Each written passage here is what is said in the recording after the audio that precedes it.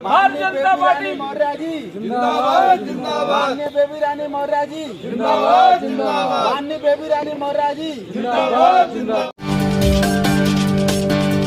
नमस्कार दोस्तों, आज बीजेपी ने अपनी सूची जारी कर दी है जिसमें पूर्व मेयर को एक और जिम्मेदारी दी है। हम उनके आवास पर पहुंचे हैं और उनसे कुछ जानते हैं क्या कुछ उस जिम्मेदारी का किस प्रकार वो निर्माण करेंगी और क्या कुछ रहेगा पूरा मामला।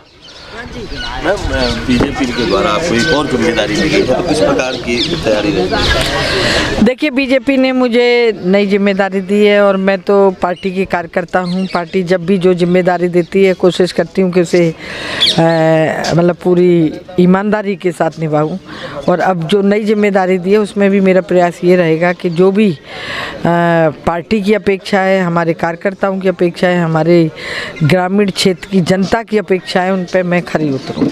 देखा जा रहा है आगरा ग्रामीण पर सभी पार्टियों ने एक ही समाज के प्रत्याशियों को बनाया है, तो उससे कुछ फर्क पड़ेगा?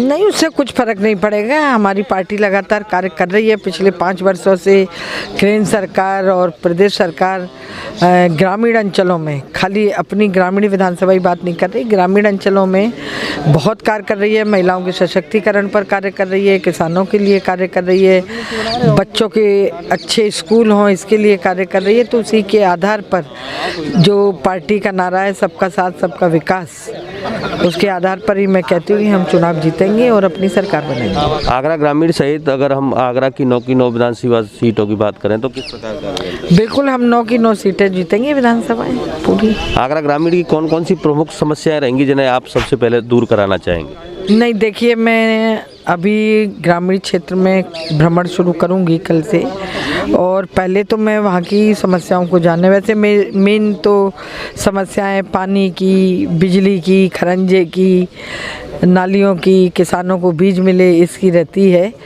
तो उनसे बात करके उनकी जो भी समस्याएं होंगी उनका समाधान करने का प्रयास करूंगी। कुछ कर्तव्यनिष्ठ कार्यकर्ता हैं, जो पार्टी के कार्यकर्ता हैं, वो आज भी पार्टी में ही हैं और पार्टी में हमेशा रहेंगे।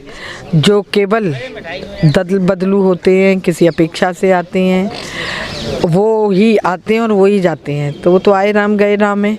कभी बसपा में थे, कभी भाजपा में, अब सपा में, अब आगे पता नहीं किस पार्टी में जाएंगे। तो क्या ये जनता देख नहीं रही है?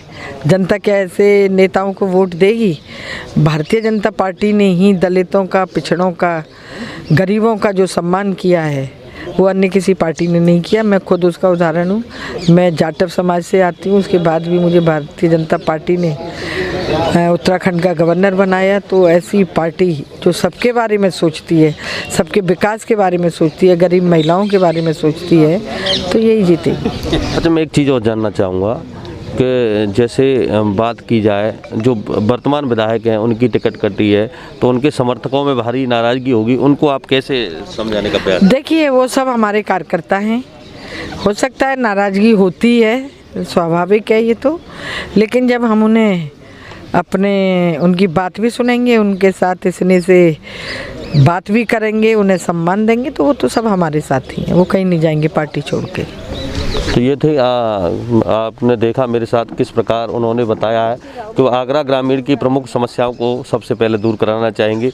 वहीं आगरा की 9 की 9 विधानसभा सीटों को जीतते हुए नजर आ रहे हैं। चौप सिंह सक्सेना, आगरा।